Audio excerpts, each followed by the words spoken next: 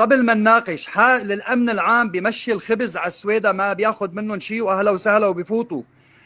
والحاجز تبع شهبة اولاد جماعتنا يلي نحن عم نندبح بجرمالة لنأمن كل شيء للسويدة، يشلحهم 150 ربطة وياخذ هوياتهم ويقيم ويحط وبهدلة وما بعرف شو. وين المنطق بهذا الموضوع؟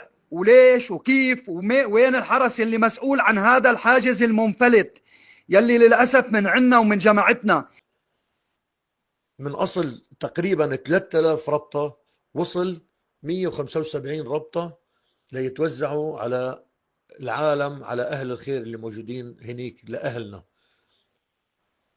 الخبز أغلبيته على الحواجز انسرق سرقة، وهذا شيء مخزي، موقف مخزي. منخجل نحن إذا حدا بده يشوفه من برات عنا، نخجل إنه حدا يشوفه على هالتصرف هذا يلي ما بنم عن أخلاق عالية.